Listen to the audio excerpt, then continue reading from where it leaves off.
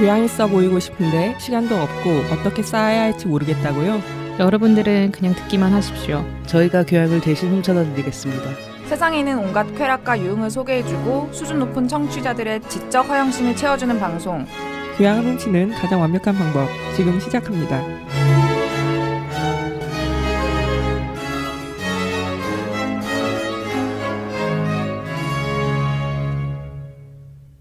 안녕하세요. 교양을 훔치는 가장 완벽한 방법의 우물 PD입니다. 오늘도 여러분들의 욕망을 부추기고 지적 허영심을 채워드리겠습니다. 패널분들을 소개하겠습니다. 문화 전반을 맡고 계신 무무님입니다. 안녕하세요, 무무입니다. 요즘도 전시 잘 보고 계시나요? 전시를 갔던 전시를 계속 요즘에 최근에 자꾸 가게 된 일이 있어가지고 전시 자꾸 갔다 오고 공연은 최근에 볼 수 있는 기회가 없어가지고 제가 아프리카 출장을 다녀왔거든요. 또 힘든 곳 다녀오셨네. 이게 탄자니아를 다녀왔는데 네. 이게 참 그러니까 아프리카라고 해서 아프리카가 다 똑같진 않잖아요. 그렇죠. 서아프리카 따로 있고 동아프리카 따로 있고 남아공이 또 분위기가 다 다르기 때문에 이제 탄자니아는 동아프리카 쪽이어가지고 거기 갔는데 사실 아프리카 중에서 가장 살기 좋은 곳이 동아프리카거든요. 그러니까 물론 날씨는 다 덥긴 하지만 탄자니아 쪽에서 이제 섬이 있는데 잔지바르 섬이라고 이제는 유럽 은퇴 이민을 그쪽으로 많이 가시고 신혼여행도 그쪽으로 되게 많이 가거든요, 유럽인들이. 되게 좋은데 저는 거기를 못 갔어요. 왜냐면 저는 빈민 쪽을 가야 되기 때문에 정말 힘든 곳에 가야 되기 때문에. 근데 갔는데 과일이 너무 맛있는 거예요. 원래 약간 조금 좀 건조한 땅이라고 해야 되나? 그런 땅에서 과일이 되게 맛있게 나잖아요. 너무 그러니까 망고가 이제까지 드셨던 망고 그냥 잊어버리세요. 우리나라에 하나에만 2천, 3천 하잖아요. 그렇죠. 근데 되게 못생긴 정말 약간 괴물처럼 생긴 그 망고, 전 망고인지 몰랐는데 아프리카에서만 나는 망고래요. 근데 그게 200원인 거예요. 우와. 근데 너무 맛있어서 저 아프리카에 대한 탄자니아에 대한 기억이 망고밖에 없어요. 지금 너무 맛있어서. 탄자니아 망고 맛있어요. 망고의 땅. 망고의 땅 탄자니아 기억하겠습니다. 네, 그렇습니다. 예, 번거래님은 음식 이야기를 해주실 겁니다. 네, 안녕하세요. 봉고래입니다. 맛있는 거 드시고 다니시나요? 딱히 최근에 맛있는 거라기보다는 네. 그 유명한 네. 허거집이 홍대에 들어왔거든요. 진짜 이름이 뭐예요? 이름 말씀하시는 거지. 유명해요. H 허거집이라고 들어온 지 얼마 안 됐어요. 그거 명동에도 있고. 네, 강남에도 있는 거. 저 며칠 전에 갔었어요. 그래요? 너무 맛있어 거기. 거기 가격대가 좀 있는데 무료 기다리는 동안 무료 네일 케어. 맞아. 네. 진짜요? 무료 네일 맞아. 케어. 무료 네일 케어도 의문의. 해주고 그 서비스가 되게 좋던데요. 거기. 그리고 머리끈 챙겨주고 그건 좋다. 물수건에 그리고 하여간 거기 있는 직원들이 다 정직원이래요. 와. 그냥 알바가 아니라.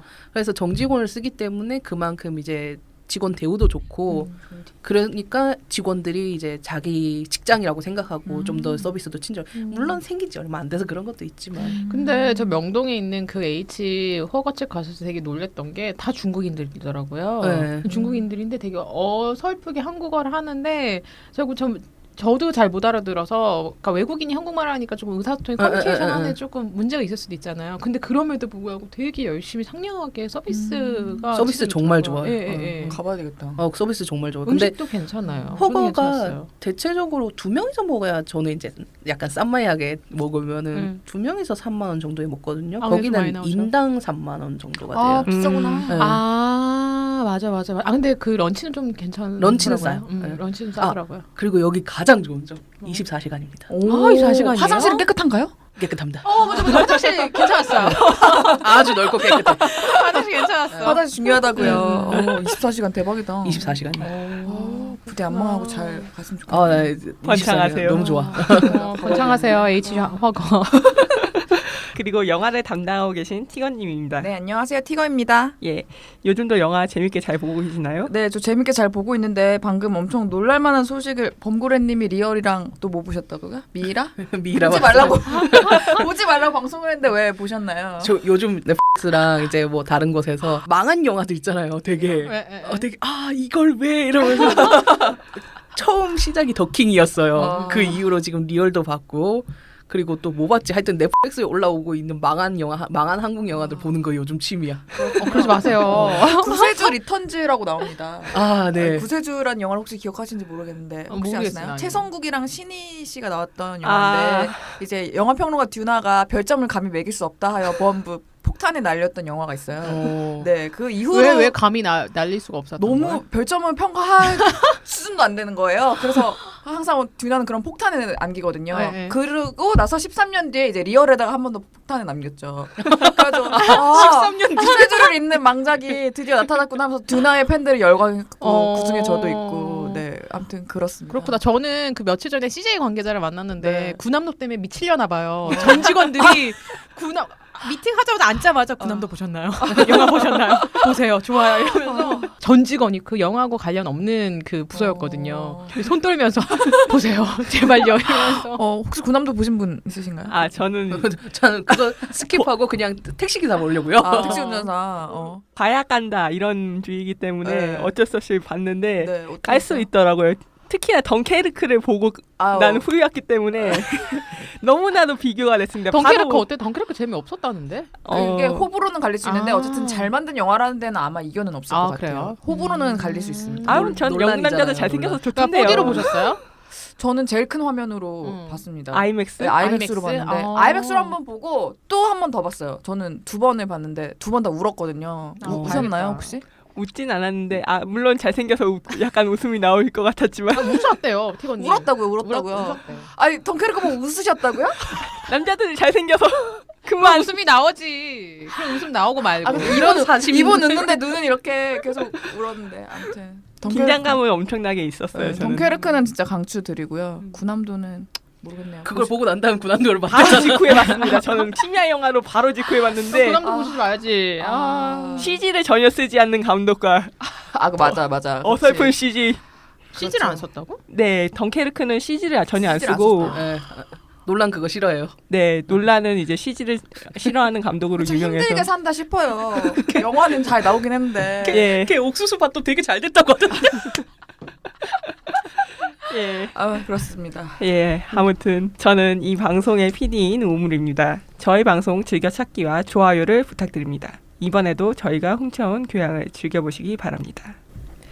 오늘의 첫 코너입니다. 전시 가본 척하기죠. 이번 전시는 뭔가요? 지난번에 잠깐 샤넬전 루이비통전 이야기하면서 잠깐 말씀드린 지금 아시아 투어전으로 한국을 먼저 전시회를 정한 까르띠에 현대미술재단의 소장품 전시회죠. 하이라이트 전시 한번 이야기를 해보려고 합니다. 그 예고하신 대로죠. 이번에는 좀 다른 게 안목에 대한 전시라고 저번에 말씀드린 적이 있습니다. 네, 그렇죠. 여기 혹시 다녀오신 분 있으세요? 저희 패널분들 네, 중에서? 저는 갔다 왔습니다. 못 가시고. 근데 저는 갔다 왔습니다. 피디님도 다녀오시고 어떠셨어요? 그냥? 저는 처음에는 일단 그 쉬는 시간에 말씀을 드렸었는데 루이비통이 좀 명료해서 당시에는 이제 기억에 선명했었는데 시간이 지나고 나니까 이제 까르띠에의 작품들이 많이 좋아서 이제 사진 다시 들여다 보니까 이게 수준이 참 높긴 높았구나 이런 생각이 많이 들더라고요. 범고래님은 어떠셨어요? 네, 저는 좋았어요. 좋아하는 작가도 있었고 그리고 여러모로 이렇게 전시 제품 그 전에 이제 샤넬이나 루이비통은 제품 전시죠. 그쵸. 근데 이건 진짜 미술 작품 전시니까 좀 다른 것 같아요. 그렇죠. 까르띠에 전시라고 해서 까르띠에 뭐 주얼리 나와? 이렇게 생각하시는 분도 있을 텐데 그게 아니라 왜냐면 당연히 그렇게 생각하실 수밖에 없겠죠. 까르띠에 하면은 명품 브랜드의 최강자, 주얼리 브랜드의 최강자잖아요. 그래서 이 까르띠에가 가지고 있는 그 제품을 그 전시를 한 게 아니라 소장하고 있는 그 예술 작품을 전시를 한 전시회입니다. 그러니까 까르띠에 본사 자체가 1984년도에 까르띠에 현대미술재단을 만들어요. 보통 까르띠에 재단이라고도 많이 부르는데요. 이 설립 취지는 재능은 뛰어나지만 조금 어려운 친구들 있죠. 어려운 친구들의 신진 작가들을 발굴하고 후원하고 육성하고자 기업 메세나 차원이죠. 그러니까 문화예술 후원. 그러니까 일종의 사회공헌 활동의 성격을 가진 문화예술재단을 만든 거예요. 그러니까 처음에 만들었을 때는 파리 그 근교에 베르샤유에 미술관을 만들었는데 창립 10주년을 맞아서 파리 시내로 옮깁니다. 역사적인 건물이 탄생하는데요. 지난 두 번째 2화에서 저희가 리움 미술관 얘기를 했잖아요. 네. 가면서 누가 지었는지 건축가 얘기도 했는데 그 유명한 장 누벨. 리움 미술관 만드신 분 중에 한 명이잖아요. 3명 중에 한 분인데 이 분이 까르띠에 현대미술재단을 1994년에 만들었습니다. 이게 실제로 가보면요. 되게 뭐라 그래야 되지? 심플하면서도 힘이 느껴져요. 건물 자체가. 이게 보시면 아시겠지만 전면이 다 유리로 되어 있거든요. 유리로 되어 있는데 그 유리로 되어 있는 가운데 강철 구조물이 배치가 되어 있어요. 그래서 전면 유리 때문에 시원하고 모던하면서 깔끔한 느낌을 주는데 그에 반해 이제 가운데 약간 프레임들? 프레임으로 강철 구조로 이게 탄탄하게 느껴지거든요. 그래서 탄탄하고 안정적이게 느껴져서 전시장뿐만 아니라 사무실도 있어서 멀리서 보면 까르띠에 재단 직원들이 책상도 보여요. 약간 저는 약간 관음하게 되더라고요. 그러니까 세계 최고의 미술, 그러니까 명성을 자랑하는 미술 재단에 다니는 직원들이 어떻게 일하는지 궁금하잖아요. 그래서 막 자꾸 이렇게 쳐다보고 싶은데 그 까르띠에 재단의 본사, 그러니까 파리에 있는 그 까르띠에 재단 그 건물마저 굉장히 매력적인데요. 그리고 이 재단이 지금까지 수많은 동시대 저희하고 지금 현재 살고 있는 그 예술가들을 엄청난 예술가들을 많이 배출해낸 곳입니다. 예, 실제로도 멋있게 생겼는데 이게 숲속에 있는 사진 같이 나왔거든요. 제가 그 본사 파운데이션 이제 사이트 들어가니까 네네. 나와서 봤는데 특히 뭐 해가 살짝 지고 있는지 사진빨이 엄청 잘 나온 것 같는데 사진 잘 찍었고 사실 네. 그 까르띠에 이 재단이 그 앞에 근처에 정원도 잘 꾸며놨거든요. 이거 까르띠에 재단이 또 자랑하는 것 중에 하나가 또 정원이거든요. 그래서 오. 그 지적을 잘하신 것 같아요, PD님이. 보면 약간 숲속 안에 있는 미술 재단인데 현대적인 것과 자연적인 게 잘 어우러져 있는 거죠, 건물 자체가.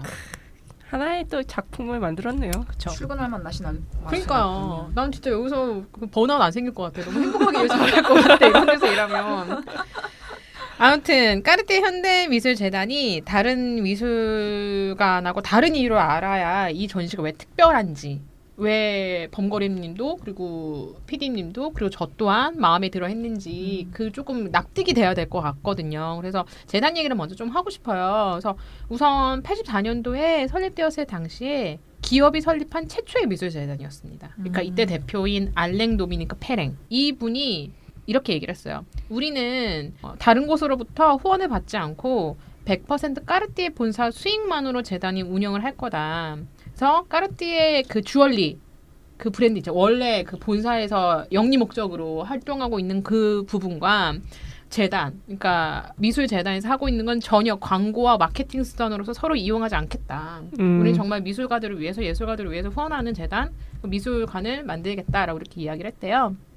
사실 저는 뭐 이걸 왜 100% 다 믿어야 될까라는 생각도 들죠. 왜냐면 이것도 다 PR이니까. 그쵸 뭐. 근데 그럼에도 불구하고 기업과 미술재단의 그런 연결고를 떠나서 보통 기업이 소유하고 설립한 미술재단은 재단 소유자의 개인적 취향이 좌지우지되는 경우가 되게 많아요. 그리고 아티스트를 뭐 키운다고 했을 때 실질적으로 이 아티스트가 우리 기업에 가져다 줄 수 있는 경제적 이익에 초점을 맞출 수밖에 없거든요. 예. 왜 그들은 목표가 그거기 때문에 목적이 이제는 이윤 추구기 때문에 그래서 그렇기 때문에 그런 경우가 되게 부지기순지한데 까르띠에 같은 경우는 그나마 다른 기업이나 기업이 가지고 있는 문화재단이나 미술관에 비해서 조금이나마 진정성을 많이 보여줬기 때문에 그 신진 작가 아예 그냥 무명의 작가를 키워서 초기 때부터 키워서 지금은 정말 어마어마한 액수를 자랑하는 최고의 그 예술가로 만들었거든요. 그런 거 보면은 다른 재단과 미술관에 비해서 조금 차이점이 있지 않을까 싶기도 하고, 그러니까 30년 동안 33년 됐을 거예요. 84년도에 설립됐으면 33년째 맞죠? 네, 만 33년 됐습니다. 그렇죠. 그래서 이렇게 한 30년 넘게 지켜온 재단의 운영 철학 때문인지 현대 예술계와 작가들 사이에서는 그러니까 신뢰감이 쌓인 거예요. 그 재단에 대해서 명성이 높아졌고, 그래서 말씀드렸던 것처럼 까르띠에 재단이 초기에 키운 작가들은 지금은 다 유명해져서 엄청나게 비싼 작가들이 되었고요. 사실 돈 생각 안 하면서 활동한다고 하는데 결국엔 비싼 작가들이 돼서 재단이 돈 벌어주잖아요. 이거지한 거죠. 뭐 인터뷰를 보니까 뭐 값어치가 높아진 작품들을 팔아 생긴 수익은 다른 작품을 사들이는 데 쓰인다고 하는데요. 글쎄요, 저는 뭐 그럴 수도 있을 것 같은데 사실 좀 더 들어가 보자면 재단이 본사 수익의 일부를 끌어다 쓰는 거잖아요. 그 그렇죠. 아티스트들한테 투자를 하는 거니까 그만큼 작가를 발굴하고 선정해서 키워낼 것이면 그러니까 그럼 이제 안목이 되게 있을 거란 거죠. 그러니까 허투루 아무 예술가들이나 아무나 다 돈 없다고. 아 그러면 너도 도와줄게. 그래, 오케이, 너도 개나 소나. 개나 소나. 난 돈 너무 쓰고 싶어. 이러면서. 야 줄 서 이러진 않을 거니까. 네, 그만큼 안목 있는 그 큐레이터들도 많을 거고 여기 직원분들이 정말 예술계에서는 어마어마한 분들이 아닐까 싶어요. 그래도 까르띠에의 그 주얼리 브랜드가 까르띠에 재단을 통해서 더 그 브랜드 이미지가 올라갔대요. 재단이 생기고 나고 재단이 한 10년하고 15년 뒤, 그러니까 좀 오랜 기간 활동을 했죠. 하고 나서 그 까르띠에에 대한 그 프랑스 사람들이나 전 세계 사람들이 느끼는 그 브랜드 가치가 많이 올라갔다라고는 하더라고요. 아무튼 84년 설립이 되고 나서 2년 후에 이 말씀드렸던 대표 알랭 도미니크 페랭 있잖아요. 이게 프랑스 문화부가 이 대표한테 기업의 미술 후원에 관한 보고서 초안을 의뢰를 했대요. 그래서 까르띠에 대표가 작성한 보고서는 문화 후원에 대한 최초 법이 됐고요. 87년에 프랑스 의회 표결에 들어가면서 이제는 프랑스에서 공식적인 예술 후원법이 탄생하게 된 거예요. 그래서 세계에서 명실상부 예술의 나라 하면 프랑스잖아요. 프랑스 예술 후원법이 까르띠에 재단에서 탄생했다는 거는 이미 까르띠에 재단이 주는 공식력과 현대 예술계에서의 존재감과 무게감, 뭐 권위는 그 세계 최고라고 해도 무색할 것 같습니다. 한 기업이 최초의 뭐 한 걸음을 만들어냈다고 할 수 역사를 있겠네요. 계속해서 만들어낸 거니까. 한 기업? 한 자본 아닐까? 그렇죠. 자본? 뭐 그렇죠. 하여간 뭐 돈이 최고네요. 그렇죠. 돈짱. 그러니까 돈이 있어야 예술도 나오는 것 맞아. 같아. 진짜 맞는 말이에요. 아, 촉촉한 통장이. 라띠그 봐요. 돈이 있어야 예술이 이렇게 라띠가 100년 업그레이드가. 전부터 인스타를 했지. 역시 맨날 예술가 보고 예술가 돈 밝히면 안 해. 웃기고 있네. 예술가여서 더 밝혀야 되는 거야. 그러니까. 잉여 자본에서 음. 나오는 거죠. 그래서 저는 사실 뭐 여러 가지 그러니까 좋은 전시에서는 느끼는 것들이 굉장히 많은데 이번 전시에서 가장 크게 느낀 점은 예술이란 매개체 하나로 다양한 메시지를 전달을 받았다라는 느낌이 들었어요. 그래서 예술을 통해서 학구적이기도 하고 뭐 호기심과 탐구 정신으로 모험을 했다는 느낌이 강했는데 내가 너무 좀 오버한 거 같은 느낌 들지만 3번 갔거든요. 아이고.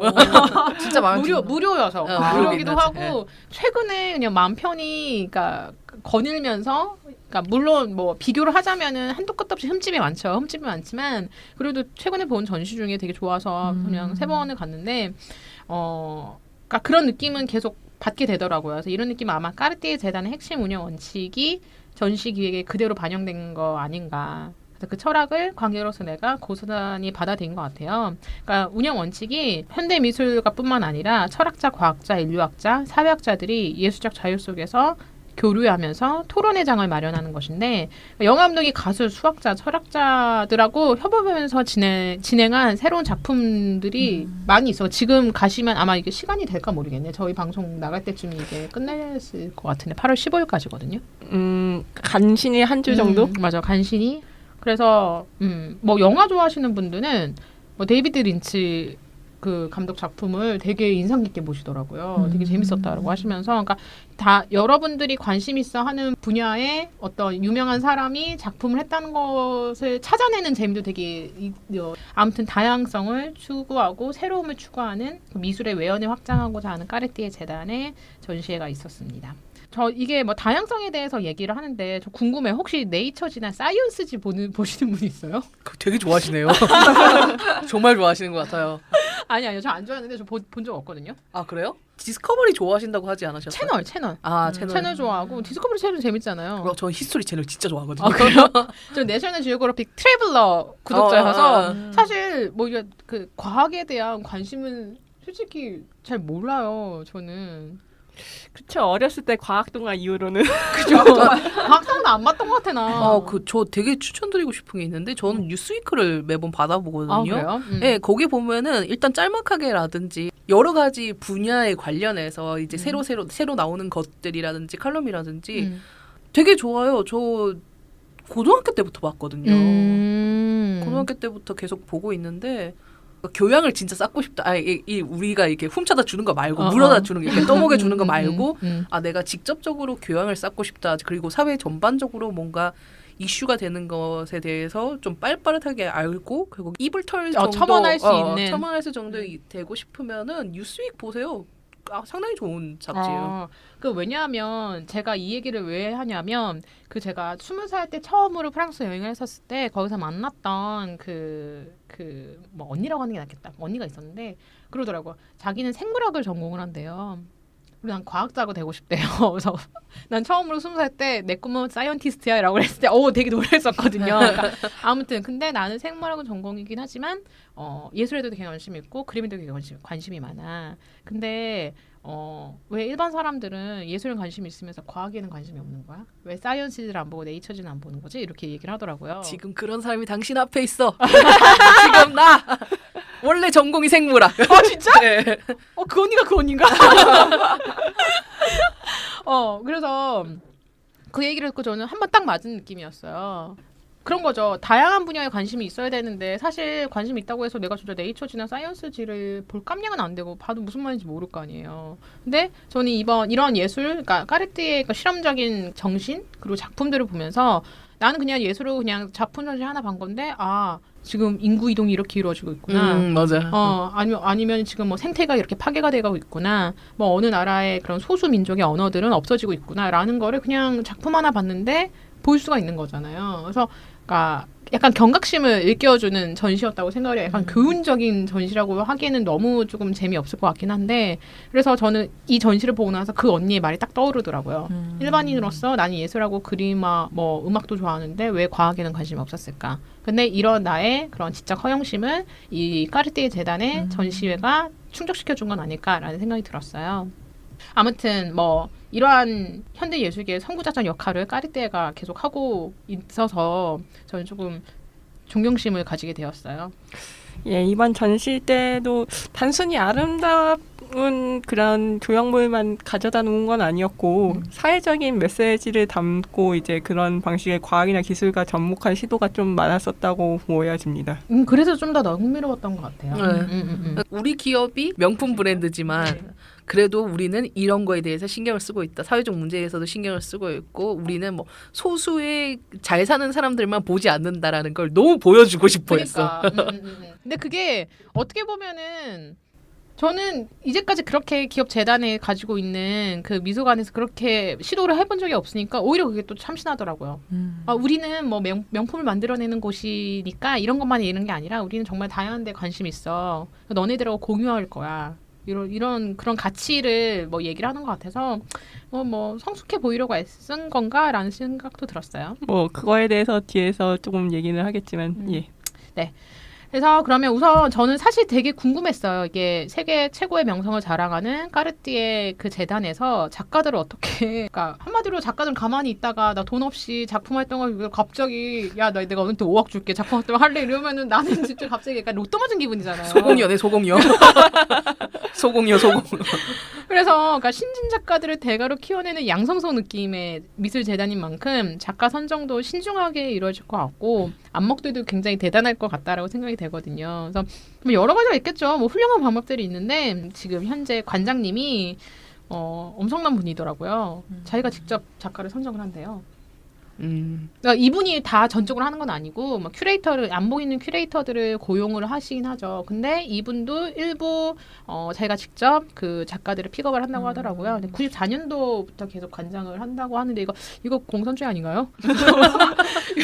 공산주의보다는 독재주의 같은데요. 독재주의 아닌가요? 그래서 말씀드렸던 것처럼 전 세계 유명 큐레이터들을 고용을 해서 작가들을 선정하기도 하는데 사실 그 전 세계 미술 관계자들이나 그런 예술가들은 지금 비엔날레 참석 안 하시는 분도 없을걸요. 그래서 그 비엔날레를 통해서 눈에 띄는 작가들을 픽업하는 경우가 가장 많고 그 외에도 뭐 예술가들하고 네트워킹하면서 괜찮은 신진 작가들을 추천받기도 하고 그러니까 아무튼 그런 거 느끼지 않으세요? 어떤 업계에서 최고가 되면은 그 정보력은 저절로 따라오잖아요.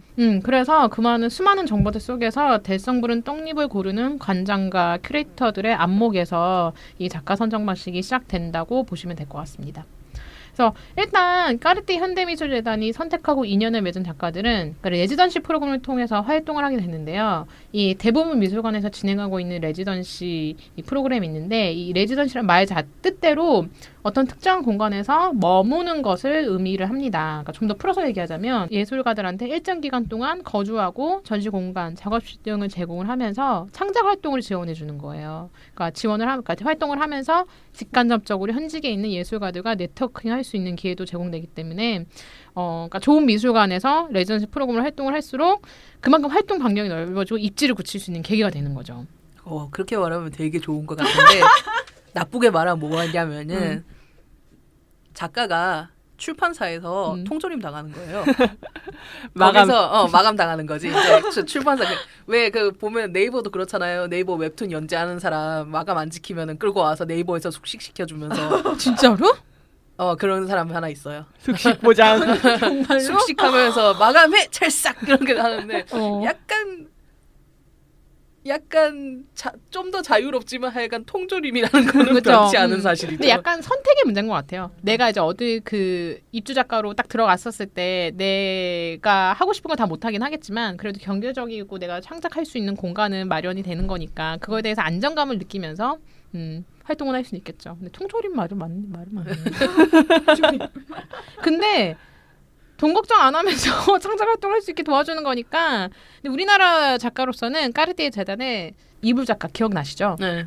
저희 리움 미술관 때 얘기했었던 그 네. 이불 작가가 한국인 아티스트로서는 첫 입주 작가로 지원받고 전시회까지 연 다음에 유명해지게 됐어요. 그러니까 이번 전시회 때도 이 그 작가분의 작품이 그 전시가 되었습니다. 예, 그 목욕탕 같아요. 네, 백두산 천지 그걸 한번 형상화시킨 걸로 알고 있는데 재밌더라고요. 이거는. 근데 키가 크신 분들만 안에 보일 수 있을 것 같아요. 예, 저희는 이제 그 접근 금지인 걸 몰라서 정말? 예, 좀 너무 가까이 가버렸는데 사실 어떻게 보면 좀 가까이 가야지 진가를 알 수 있는 그럼. 작품이더라고요. 그래서 저는 두 번째 갔었을 때 제 지인하고 같이 갔었거든요. 제 지인 나 저 안에 보고 싶은데 갑자기 핸드폰을 꺼내더니 팔을 넓게 올려서 사진 찍는 거예요. 자 이거 봐 물이야 이러면서.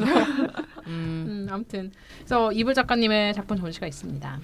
네, 이런 입주 같은 경우에 아까 통조림이라고 했는데 명필름 이런 데서도 영화계에서도 하는 것 같더라고요. 어떤 이거는 좀 트레이닝에 가까운 거긴 하지만 이제 일단 뭐 레지던스 같은 거를 좀 이제 제공을 해주고 가르쳐주면서 실제로 작품이 나오게끔 만들어주는 것 같더라고요.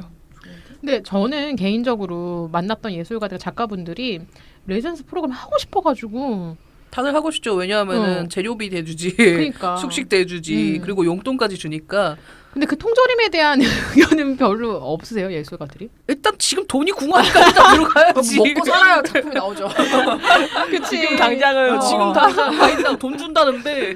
그리고 제가 아는 것 중에 이제 영화도 있었지만 미술이라든지 그리고 또 문학 쪽에도 레지던시가 되게 많거든요. 문학 쪽에도 있어요. 되게 그건 많아요. 몰랐어요. 네, 많은데 제가 기억나는 것 중 하나가 호텔에서 머물 수 있는 거였어요. 젠장. 그거 내가 작가가 되고야 말겠다. 잠깐만.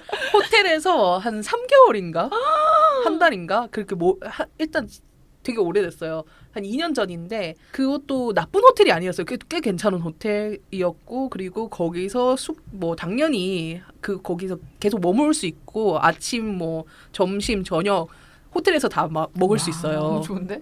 나 그거 짱 좋던데. 우리나라에서 하는 거야? 아니면 네, 다른- 우리나라에서 하는 와우, 거예요. 진짜 좋다. 뭐 영화계도 있고 작가계도 있다는 거는 뭐 저도 방송 준비하면서 알게 됐네요. 그래서 아무튼 대부분의 미술관에서는 자체적으로 진행하는 레지던스 프로그램이 있습니다. 그러니까 리움 같은 경우에는 파리 레지던스 프로그램이 있고요. 국립현대미술관도 자체 레지던스 프로그램을 운영하면서 신진 작가들을 발굴하고 있는데요. 까르띠에 재단도 이렇게 레지던스 프로그램으로 신인 작가들을 발굴을 하고 그리고 그 다음으로 커미션 작품 또한 진행이 돼요. 까르띠에가 어떤 전시가 있을 때 특정한 작가한테 작품을 의뢰합니다. 그래서 의뢰하는 작품을 이제 커미션 작품이라고 얘기를 하고요. 이번 한국 전시를 계기로 그 박창욱 형제 그룹이죠. 그 파킹찬스 팀한테 각 작품을 그 커미션 작품을 의뢰를 했고 웹툰 작가 선우은 씨한테 작품을 의뢰를 했습니다. 이거 좀 독특했어요. 저는 선우은 씨 웹툰 작가한테 네. 의뢰를 했다는 게. 저 깜짝 놀랐어요. SNS에서 많이 보시던 분이 왜 여기를 작품을. 그러니까 까르띠에의 예술에 대한 철학이 작품을 의뢰할 때도 보이는데요. 커미션 작품 활동을 의뢰할 때 작가한테 요구하는 것이 이거 하나래요. 존재하지 않는 것을 존재하도록 시각화해달라고. 와 되게 싫다. 없는 거 만들어 봐봐. 대박. 근데 보통 작품 의뢰에서 완성품까지 한 3년의 기간을 준대요. 네. 그러면 뭐.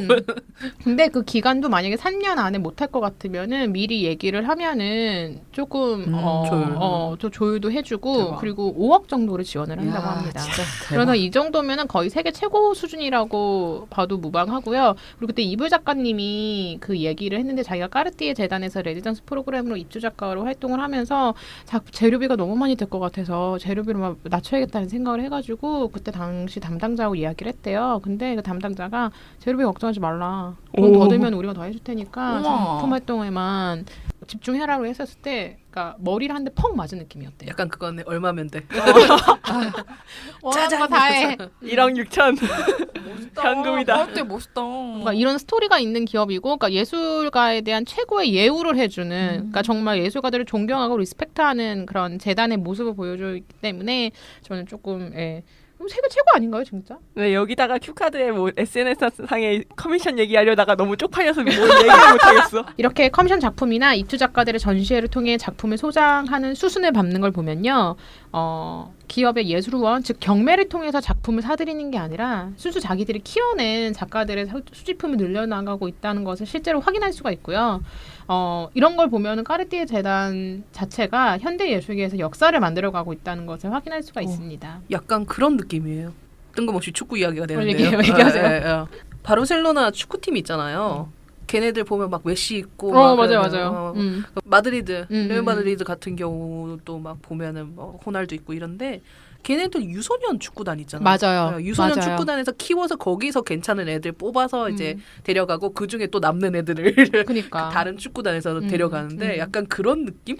근데 그게 약간 시간의 중요성인 걸 아는 거잖아요. 네. 그러니까 시간이 켜켜이 쌓이면서 그러니까 될성 부른 애들을 데리고 와가지고 계속 키우면서 사실 이게 뭐 1, 2년 안에 이루어지는 게 아니잖아요. 사실 우리나라 프로젝트 보면은 길어봐야 3년이거든요. 근데 3년 안에 3년이면 이제 막 시작될 텐데. 쇼부를 볼 수 있는 게 아무것도 없어요. 근데 그러니까 뭐 미국은 어떤지 모르겠는데 유럽 같은 경우는 시간의 중요성, 그러니까 시간이 지나면 지날수록 더 크게 가치가 그러니까 눈덩이처럼 불어난다는 걸 알기 때문인지 그런지 몰라도 그 말씀하셨던 유소년 축구단, 축구단도 그렇고 까르띠에서 보여주는 정말 이부 작가도 90년대 초반에 레지던스 프로그램을 했고 차이고어 치앙이랑 롬 묘익 같은 경우는 재단 초창기 때 레지던스 프로그램으로 데리고 온 작가들이거든요. 지금은 엄청난 작가들이 된 거잖아요. 30년의 시간이네요. 그렇죠. 그 시간을 감수하고서라도 투자를 한 거잖아요. 근데 그런 거 보면은 조금 우리하고 좀 시각이 다른 것 같다라는 생각은 들어요. 그렇네요. 상당히 위험을 감수하면서도 새로운 것을 원하는 것 같습니다. 그렇죠. 예, 그럼 재단 칭찬은 여기까지 하고 너무 많이 했다. 우리나라에 없는 거여가지고 내가 얘기하다 보니까 아무튼 전시를 한번 가봅시다. 전시를 한번 훔쳐볼 텐데요.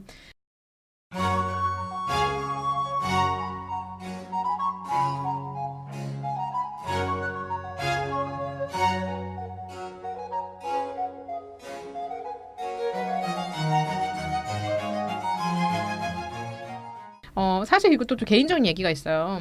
이게 라띠그 사진전도 제가 기대했던 전시 중에 하나였는데 사실 두고두고 아껴보고 싶었던 전시가 까르띠에 재단 전시였어요. 이게 제가 해외에서 회사 생활을 마치고 한 3개월간 정말 떠돌이 생활을 했었거든요.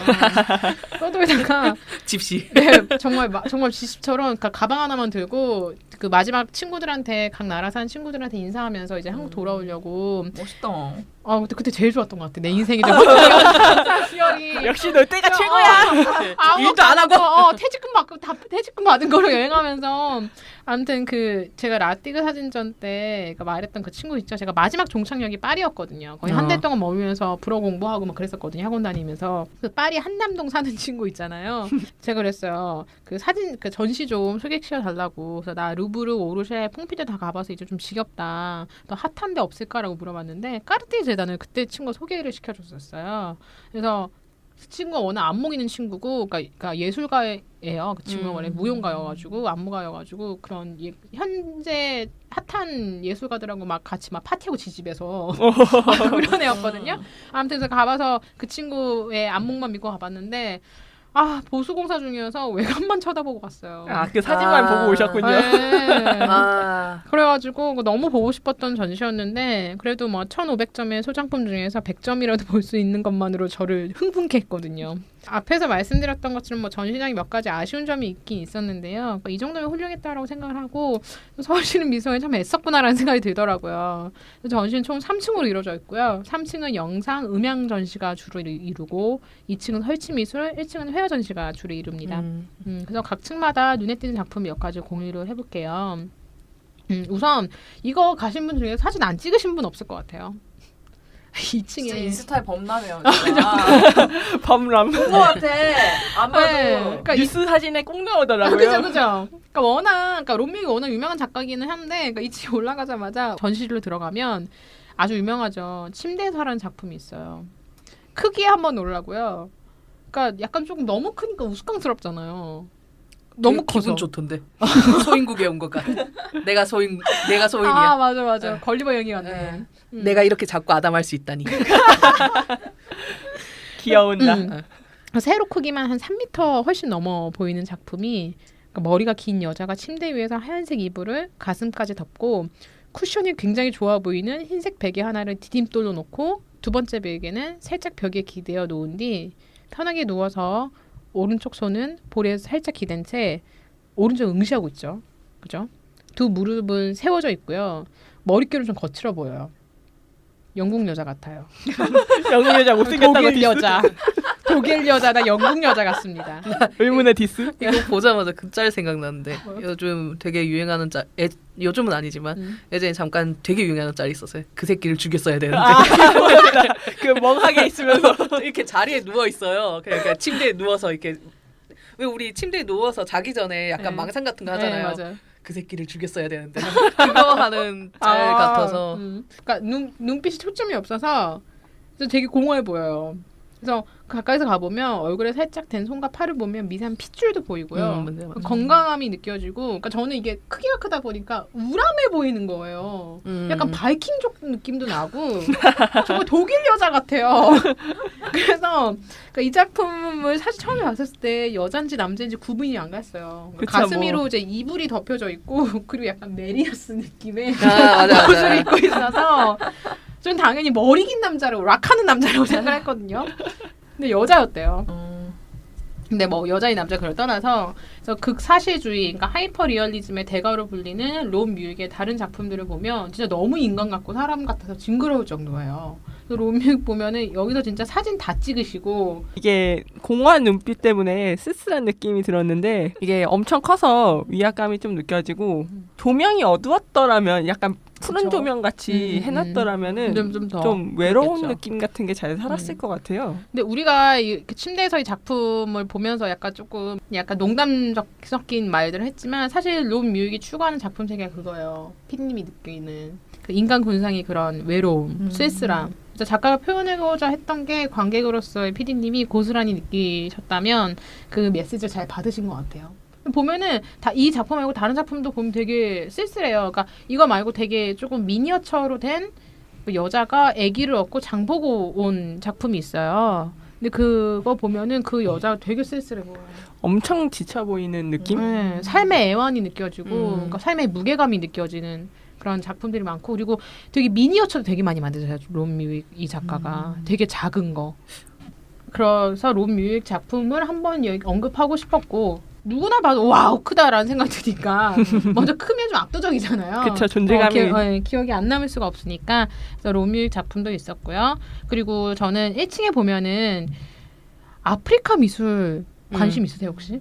사실 한번 본다면 기억에는 잘 남을 것 같긴 해요. 그렇죠. 근데 저는 이게 약간 제가 14년도에 코펜하겐 여행을 다녀왔었는데 그때 루이지애나 미술관에서 아프리카 미술전을 기획전으로 하고 있었어요. 근데 그때 이후로 아프리카 미술에 관심을 가지게 되었는데요. 그러니까 보통 아프리카 하면 막 초원, 사파리, 원시부족 등을 먼저 이렇게 떠오르잖아요. 근데 그러니까 그래서 저는 그때 제 세계관에서는 아프리카에서 미술 작품이 나올 수가 있나라는 생각이 들 정도로 되게 무지했었어요. 아프리카 미술에 대해서. 뭐 지금 너무 무지하긴 하지만 태어나서 처음으로 접했던 아프리카 국가들의 미술 작품을 보면서 그때부터 아프리카에서 미술 작품이 굉장히 원초적이에요. 색감이 되게 쨍하고 그래서 아직까지 기억이 남는데 그래서 이번에 탄자니아 출장 때에도 팅가팅가 그림이라고 한대요. 그 아프리카 그 전통 미술 그 그림 이름을 작품 이름을 해서 팅가팅가 그림이 너무 매력있어서 2점 정도 사왔거든요. 우리나라 되게 비싸게 팔더라고요. 얼마에 샀어요? 저 거기 탄자니아에서 제가 마음에 들었던 제가 보기에는 한 20cm 한 8cm 정도 되는 작은 그림이랑 A4 용지보다 조금 더 큰 작품 2개 샀는데 A4 용지보다 조금 더 큰 작품 기준으로 우리나라 돈 한 15,000원 주고 샀거든요. 근데 인사동에서 20만 원 가까이 한다고 하더라고요. 팅가팅가 그림이. 재테크. 재테크. 나 좀 사와야 되겠다. 더 사야겠다. 아무튼 아프리카 특유의 원시적이고 쨍한 컬러감이 눈에 띄는데요. 이게 여러분이 이번 전시 가면은 아프리카 작가 한 명 안다라고 뽐낼 수 있어요. 콩고 출신의 예술가 쉐리 삼바의 그림이 있습니다. 이름이 흥이 돋네요. 생각 못했어. 작품도 흥이 돋아요. 그래서 이 삼바가 그러니까 그 색이 진하고 중심 인물이 흑이니까 제가 말씀드리고 싶은 진짜 세계 지도라는 작품을 얘기를 하고 싶은데요. 보면은 중심 인물이 흑인이에요.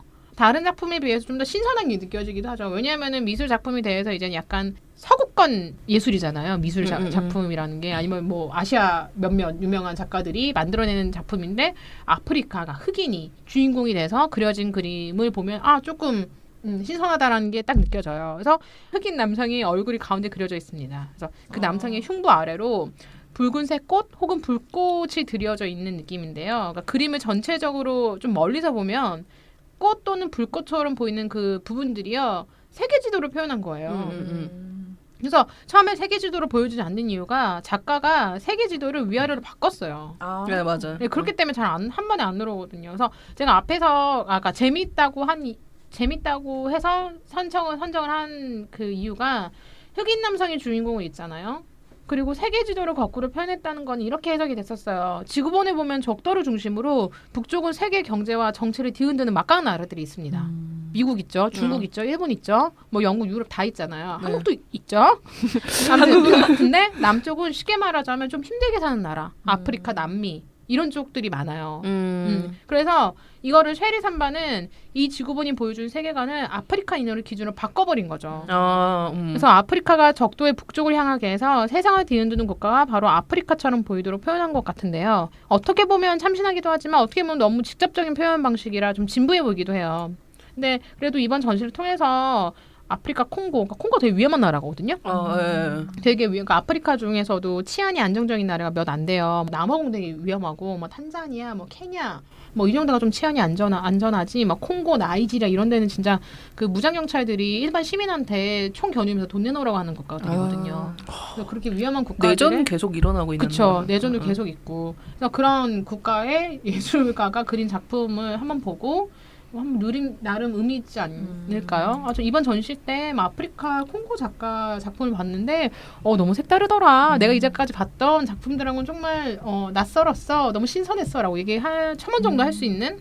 근데 이 흑인 남자는 모델이 누굴까요? 쉐리 삼바예요. 아, 본인이에요? 네, 본인이에요. 아유, 삼바님. 이렇게 생기셨구나. 근데 사실 그 보면 항상 선글라스 쓰고 다니시긴 하는데 선글라스 벗은 모습이어가지고 눈 보면 되게 총명하잖아요. 눈이 그러게요. 초록초록.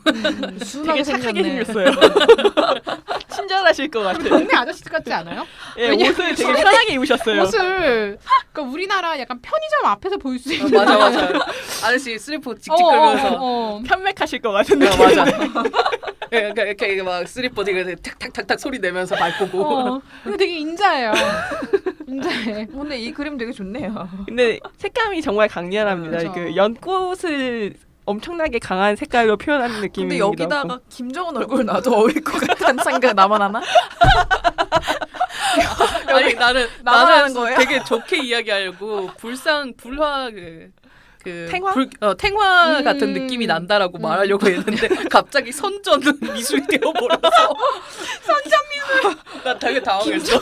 김정은 얼굴 놔도 이질감이 없을 것 같다는 생각 저만 하는 거죠? 그 밑에 장군님 이렇게 돼. 이 꽃도 조금만 색깔 조금만 빼면 물 한 번 같잖아요. 이 방송 이렇게 어떻게 가는가? 네, 이렇게 요즘 강렬하죠, 여러분. 예. 그죠? 아마 기억이 남으실 한 거예요. 번 보고 잊지는 못하겠네요. 그쵸. 네. 진짜. 네.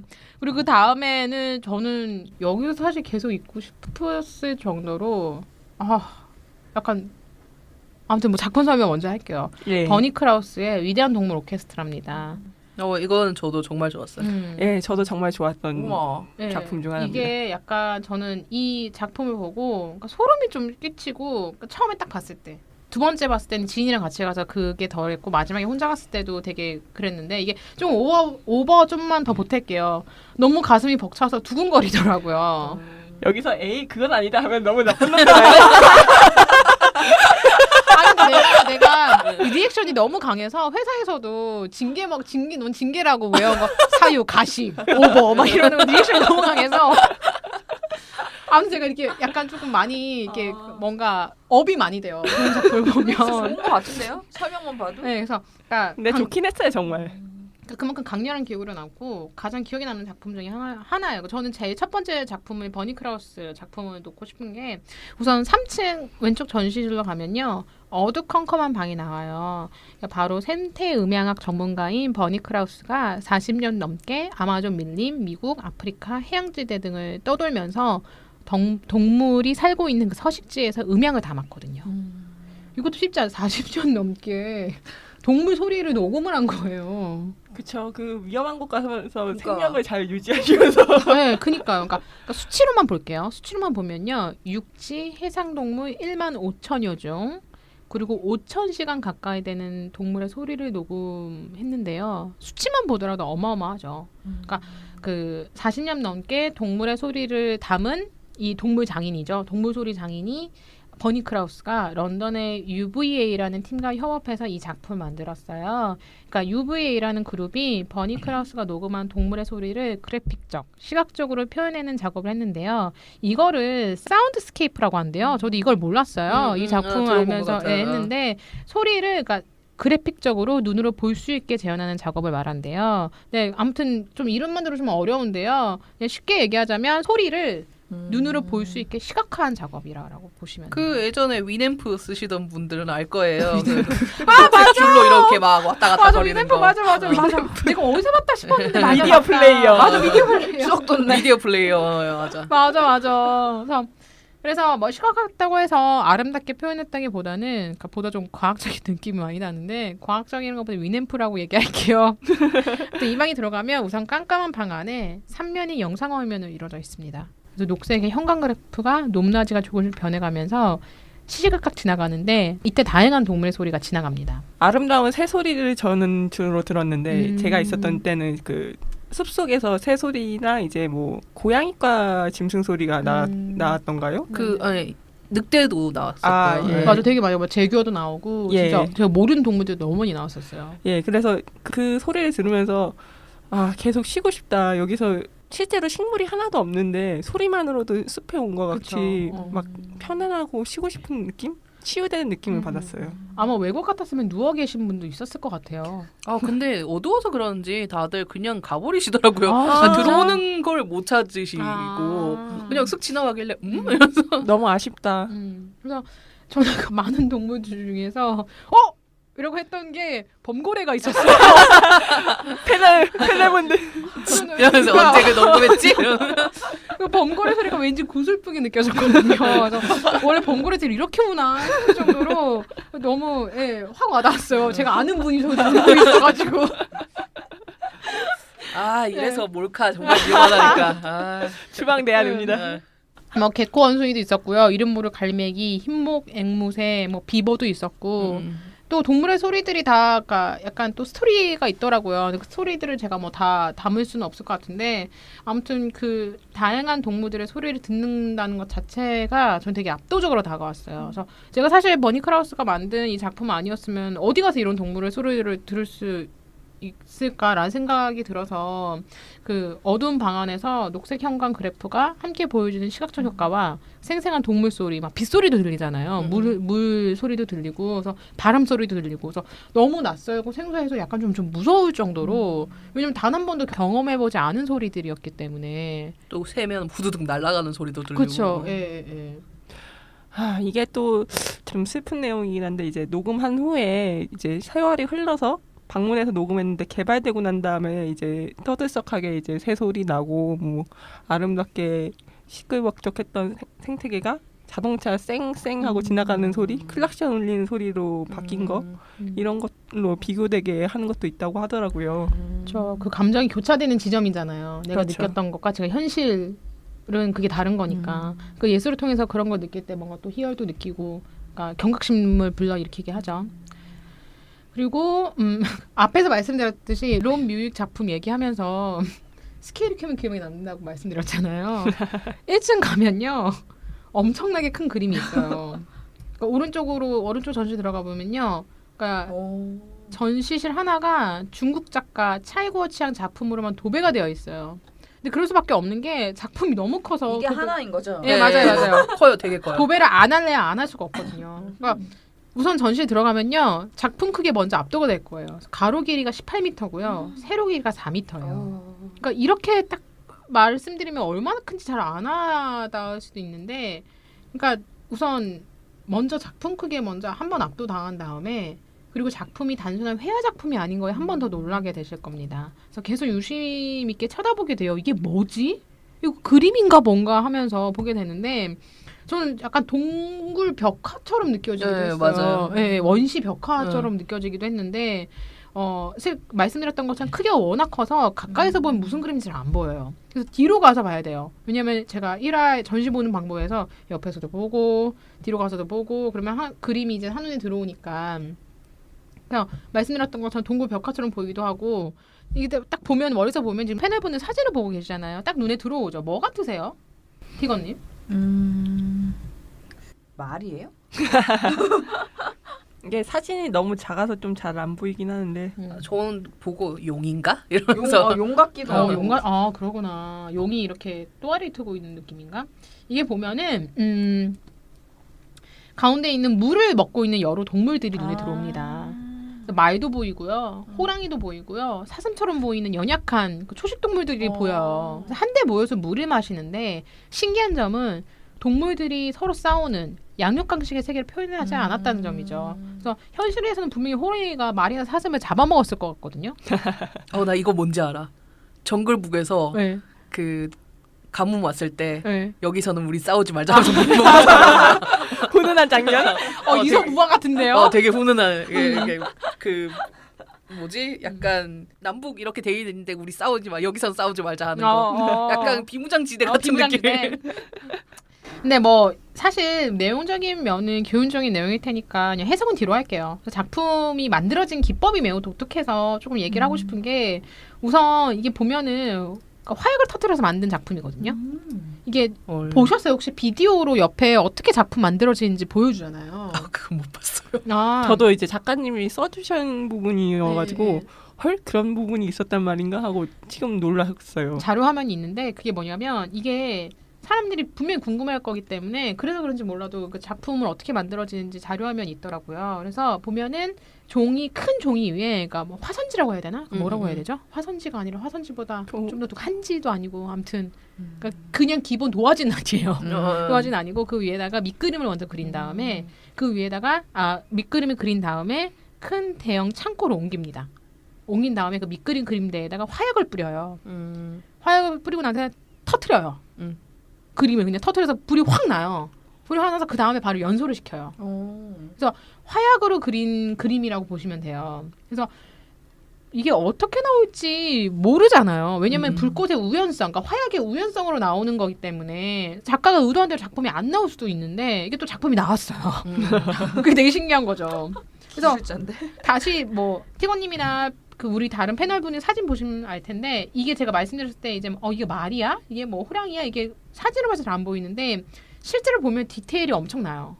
동물들의 그 근육이라던가 뼈라던가 아니면 털 같은 게 미세하게 표현이 되어 있어요. 가까이서 보면은. 그러니까 처음에 뒤로 가서 본 다음에 아 동물이구나 라고 하고 나서 가까이서 보면은 와 그 근육이 느껴지니까 아 이거를 화약으로 만들었는데 어떻게 이렇게 만들었지라는 생각이 들 정도로 되게 좀 신기해요. 그래서 물감으로 그린 회화 작품이 아니잖아요. 그래서 디테일이 느껴진다는 게 조금 더 신기하고 더 멋지다라는 생각이 들고, 그러니까 말씀드렸던 건 동물적 생동감이 느껴지거든요. 이게 붓으로 그린 게 아닌데도.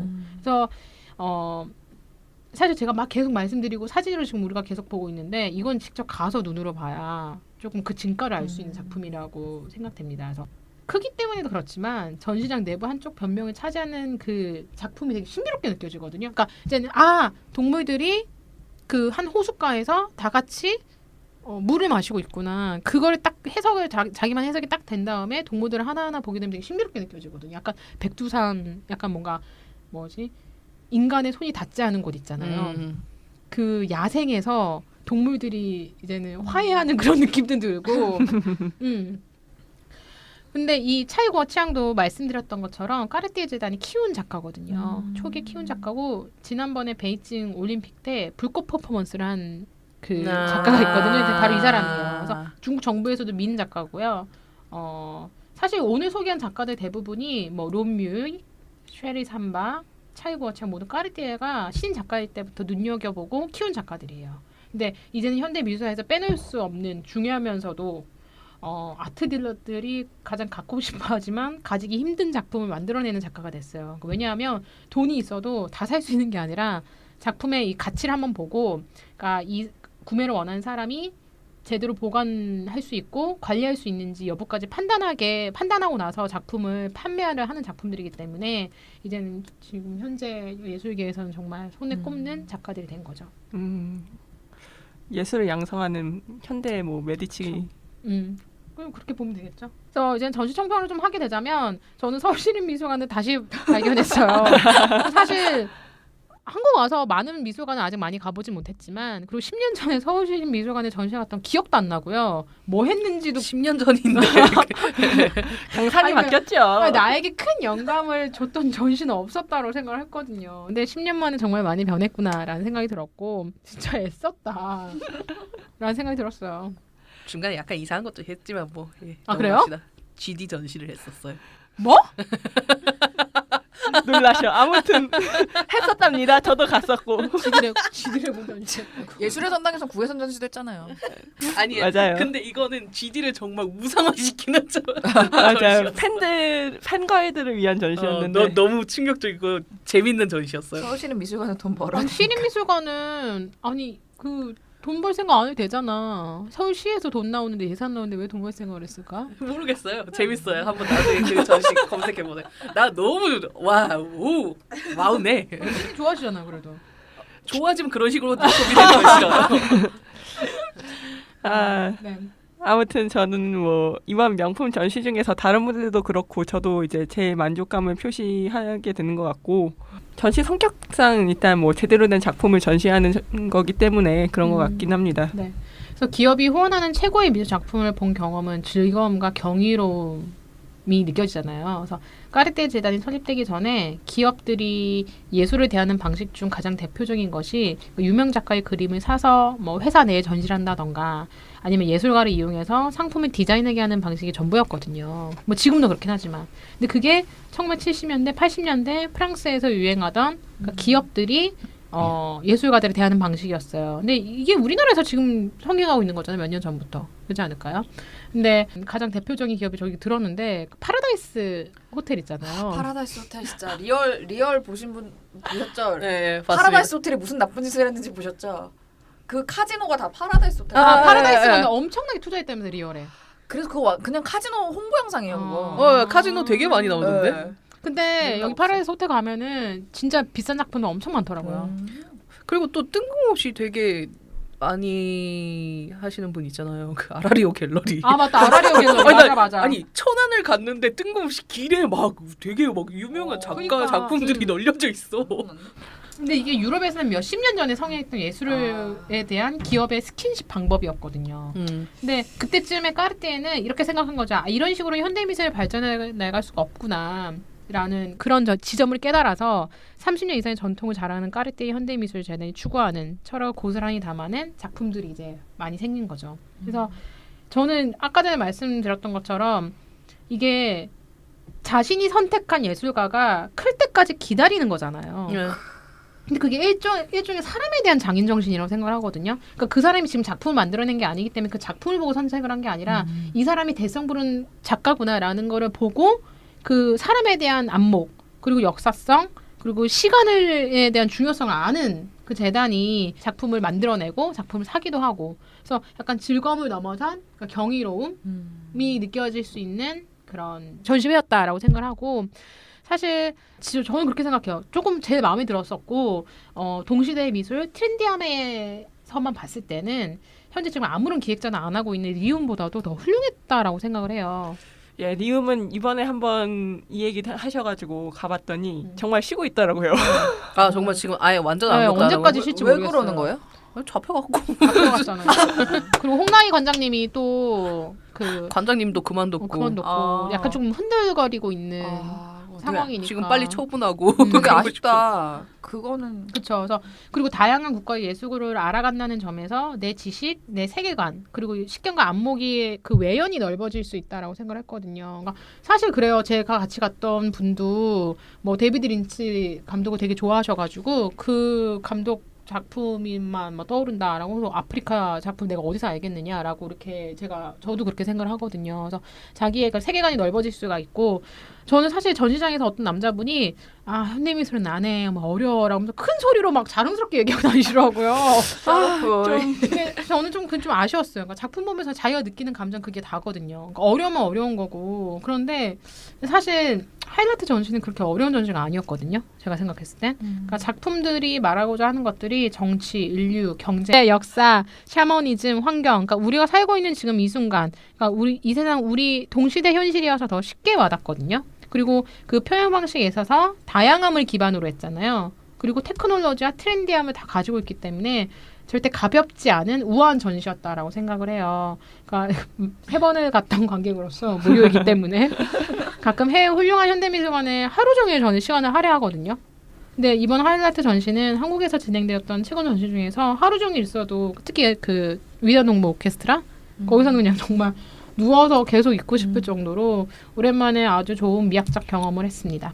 저는 이제 여기서 가장 기억에 남는 작품이 물론 좋아했던 오토니엘 작품도 있었지만 오토니엘이랑 그 키타노 다케시 작품도 좋았지만 마지막 언어를 쓰는 사람들 있잖아요. 맞아. 저 그 동영상 되게 인상 깊게 봤거든요. 저도요. 아무 생각 없이 그냥 들어가서 그냥 멍 때리면서 보다가 사람들이 한 명 한 명 나와서 이야기를 하는데 일단 그 언어 자체가 자기들이 마지막이고 하지만 그런 마지막을 지키고 있는 사람들의 생활이 그렇게 행복한 생활이 아니라는 그쵸. 것에서 또 좀 굉장히 많은 생각이 들었어요. 그러니까 가면은 여러 가지 메시지를 정말 많이 받아요. 앞에서 제가 말씀드렸는데 우리는 그냥 일상을 살아가고 있잖아요. 티거님의 일상을 살아가고 범고래님도 그렇고 오물님도 그렇고 그냥 일상을 살아가는데 그 전시를 가면은 내가 있는 이 외에 다른 세계에서는 저 사람 저렇게 살고 있구나. 어떻게든 생태가 이렇게 파괴가 되고 있구나. 되게 교훈적이지만 이게 뭔가 확 와닿았거든요. 전 전시를 봤을 때. 내가 에어컨을 틀기 위해서 이렇게 나무를 죽이고 있구나. 하지만 난 덥다. 알게 뭐라. 티거님 같은 경우에는 들으시면서 기억에 남거나 그런 거 있으셨나요? 근데 저는 그건 진짜 가보고 싶네요. 그 동물 울음소리 네. 그거랑 그 엄청 큰 그림 화약으로 화약으로 만든 우연성을 노려서 그렸는데 디테일이 살아있다는 게 어떤 건지 한번 보고 싶네요. 저 같은 경우에 현대 미술에서 이슈가 융합인 것 같다는 생각을 많이 받았고요. 또 과학자랑 기술자는 물론이고 이론 수학자 같은 사람들이랑 협업하면서 예술의 범위를 넓히려고 하는 모습이었던 것 같고 이번에는 뭐 지구 온난화 그쵸. 얘기도 또 나왔었고 맞아. 뭐 말씀하신 대로 이제 그 마지막 언어 거기 부분에서도 개발 때문에 많이 인간뿐만 아니라 이제 자연도 소외당한 그런 모습이 있었고 그 외에 뭐 아프리카 작가들 같은 뭐 제3세계 이런 식으로 해서 이제 뭐 경각심을 주려는 테마도 나와서 이제 예술가들이 이런 부분에 관심을 많이 두는구나 이런 생각이 들었는데 이제 범고래님이랑 같이 방문을 할 때 까르띠에 이놈들이 이제 장사꾼으로서의 양심이 있어서 저는 그걸 되게 놋비삽니다. 그 양심. 이런 걸 최소한의 이제 그 최소한의 양심. 부끄러움. 네, 뭐 이런 걸 하는구나 이렇게 하면서 웃었는데 한편으로는 제 세계가 한 짓을 생각하면 그렇죠. 예, 약간 깰 때가 있어요. 예, 그리고 이제 뭐 이제 영화, 만화 등에 흥미 있는 분들 아까 말한 대로 이제 기타노 다케시 같은 경우에는 귀여운 조각상들이 있습니다. 너무 귀여웠어. 예, 그러니까 굿즈가 없는 게 저는 가장 네, 예. 맞아. 아쉬웠어. 진짜 아쉬웠어. 아 굿즈가 왜 없을까요? 없어도 없어. 네. 아예 없구나. 그냥. 네, 그냥 마음에만 담아둘 수밖에 없는데 하여간 공짜라는 것을 잊지 마시고 이번에 짧은 시간밖에 안 남았지만 꼭 방문해 보셨으면 좋겠습니다. 정말 추천드립니다. 가서 좋은 경험하고 오실 거예요. 예, 지금까지는 무우님의 전시 가본 척하기였습니다. 다음은 범고래님이시죠? 네, 맛집 아는 척하기의 범고래입니다. 다음 맛집 아는 척하기에서는 아침 식사, 그것도 달걀 요리에 대해서 이야기가 이어집니다. 예, 다음 에피소드도 많은 청취를 부탁드립니다. 좋아요와 즐겨찾기도 꼭 눌러주세요.